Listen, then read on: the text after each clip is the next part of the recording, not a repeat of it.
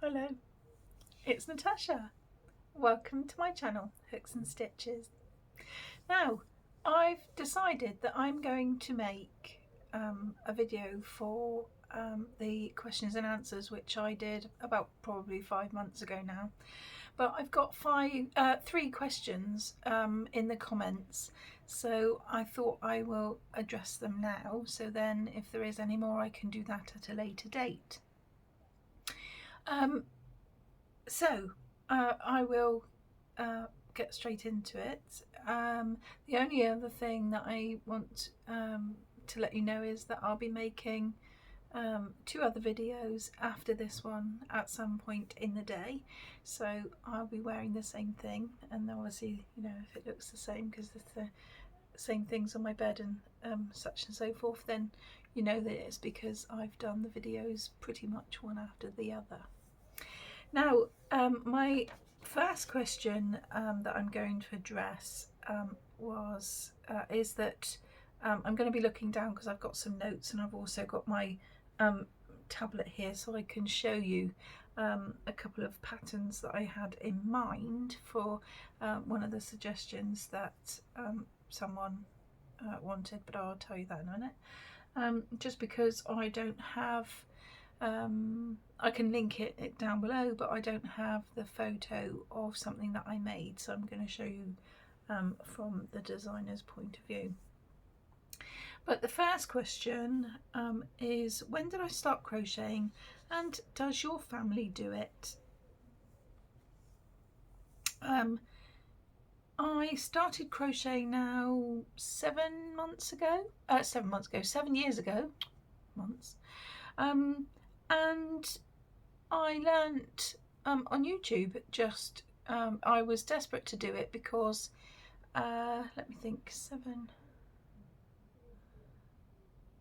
10, 11, 12, 13, actually probably nearly 9 years ago, I might want to say, because the reason why I first decided to teach myself was because my Yasmin, who is now 13, when she was nearly 5, she pulled all her hair out from anxiety of going to school and loads of other different reasons, but the main thing that first sparked my interest with the crochet was the fact that at school I was given what I call a fiddle muff, and some of you may already know what a fiddle muff is, but basically it was a rather large granny square, and it was turned so that it was sewn up together to make a tube, and there was lots of different things hanging off it from the inside, bits of lace, you know, buttons, things that crinkled, soft things, bits of label, and just all things that were sensory to kind of try and stop her from pulling her hair out, or at least fiddling with what was left, because she had pulled it all out around here and she had just a small amount on the top, and she had to wear a hat most of the time.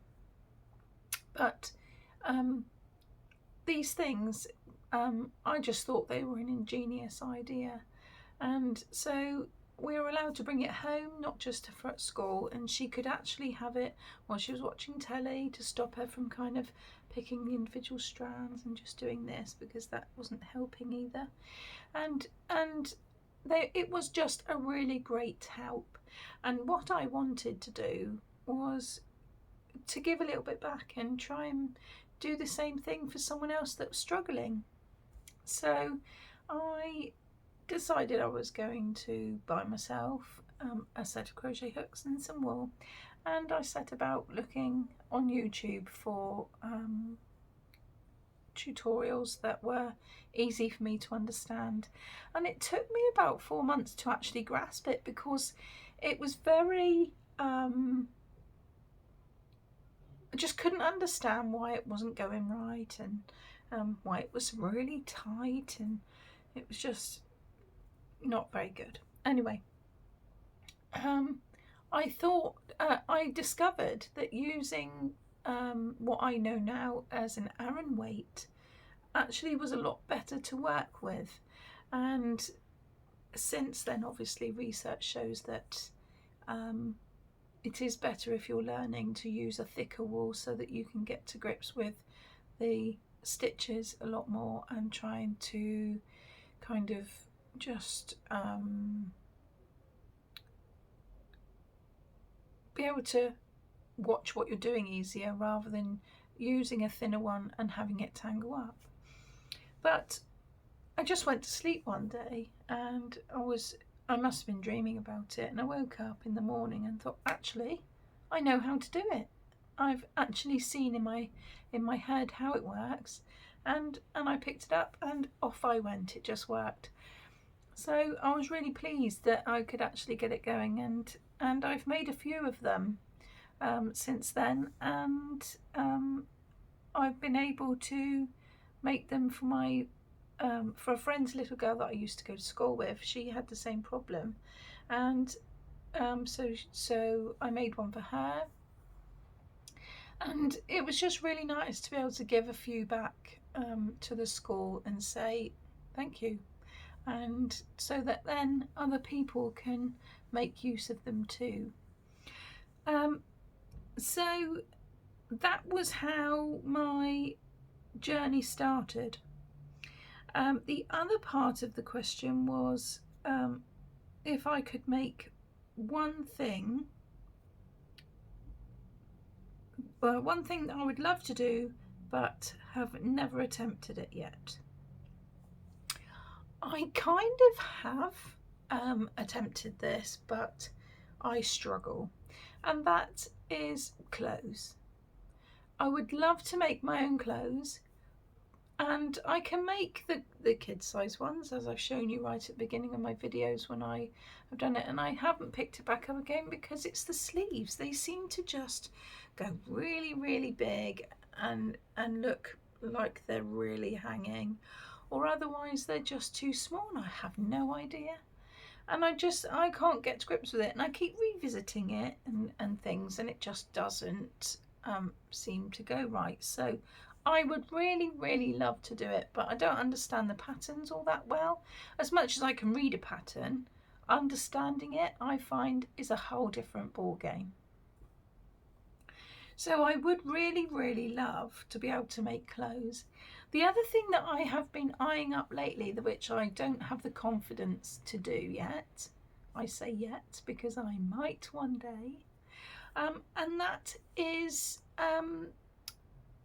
mosaic crochet, where it's the raised infinite design, and I would really, really like to do that one day, but it just looks far too difficult for me at the moment. I don't know whether that's just because I'm putting off the inevitable because I know that I've already got lots to do and I stay in my safe comfort zone of crochet, or whether I'm just not quite there yet. I'm not really quite sure. But I know it says one thing, but they are the two things, and they are very different. I seem to have mastered everything else that I want to do, so I will do it again, and I will pick it up, I suppose, when I'm ready for both of those things.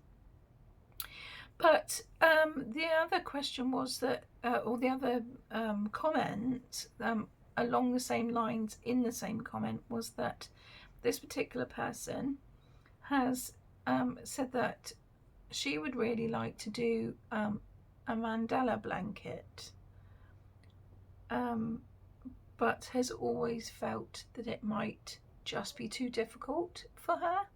And this brings me to my to suggest something, because I have already done something along those lines and I loved it. And as much as it only looks daunting because of the amount of detail, And there's going to be two things that I suggest now. One is from Crystals and Crochet, and I think it was a lady called Sally that wrote this comment. I didn't write it on my sheet, so that's my own fault. But there's a really lovely lady at Crystals and Crochet, and she does all her blankets in parts, and she does cows.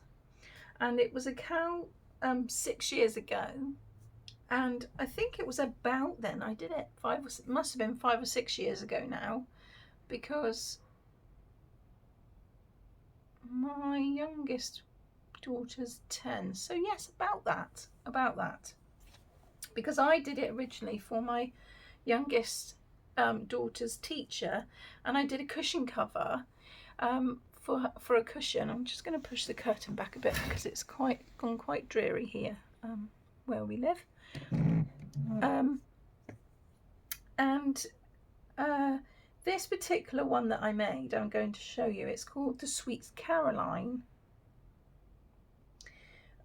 crochet along, and I'm going to show you I don't really want to click onto it because of it being a video. It might actually play the video, but if you can see that just there, that is part one, and then it grows and grows and grows, and each individual part she explains really, really well and shows it on camera, every single stitch.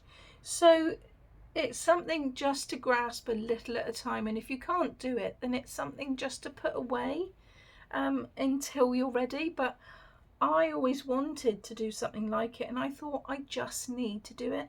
And a lot of it is only using double crochet, which is trebles in English, in the English terminology. So there's a bit of front post and back post, and there may be some single by the look of it from what I can remember, just from looking at it there.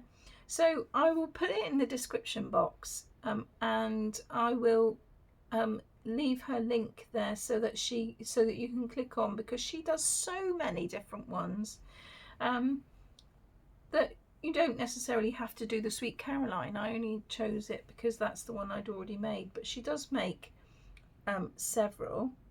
And the other one is now what's it called? It's All in a Nutshell. It's All in a Nutshell. And then she does mandala projects. She also, I'm just scrolling to see if I can find it a minute,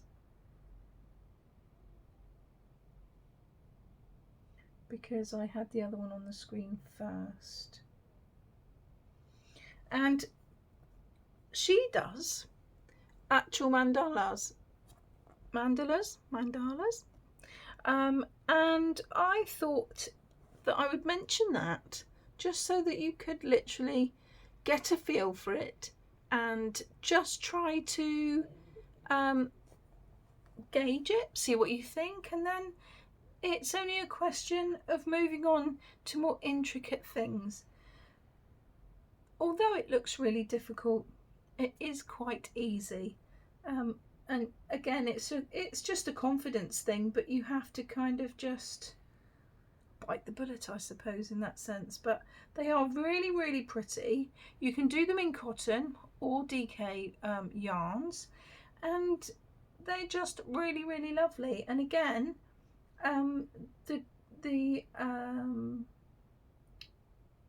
the person that's behind the It's All in a Nutshell crochet does all sorts of things, even like the normal kind of let me just click onto her thing and see.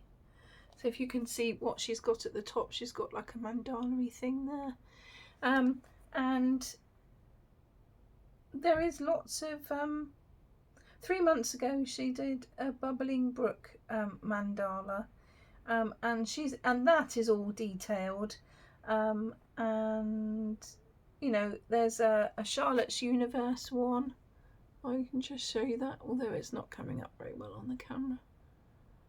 I don't want to actually individually click onto it because it will play the video rather than just show you intricate things. And even the Sophie's Universe, oh, that's gone again, sorry, is done in individual sections.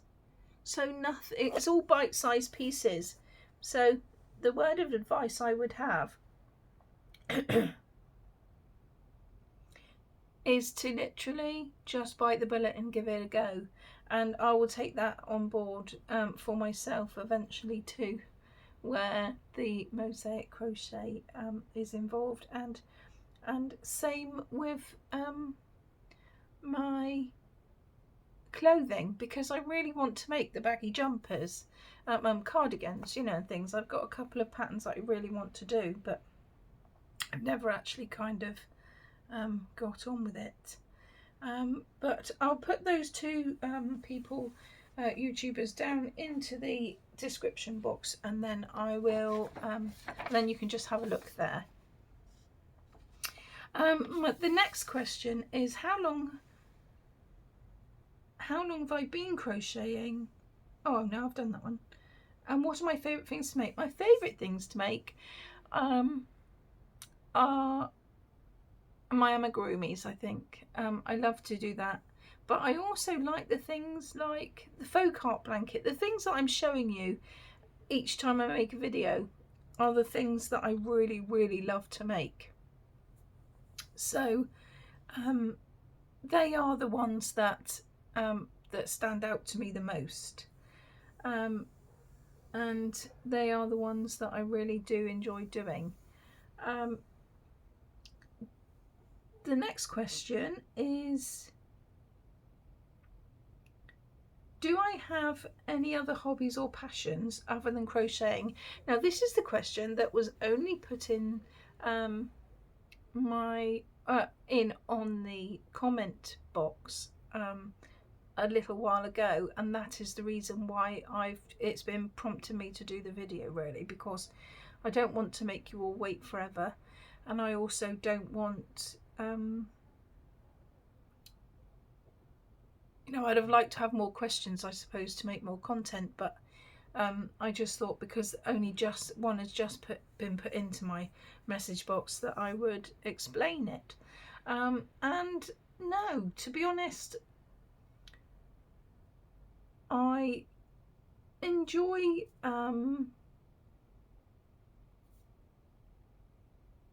buying yarn, looking at patterns. If I turn the computer on, I tend to sit there for an hour and just scroll through different patterns and lots of different, you know, looking for different yarn to give me inspiration and things like that. And I think that is my other hobby, really. I read occasionally, but I like true to life things when I read. I don't tend to kind of go for fiction.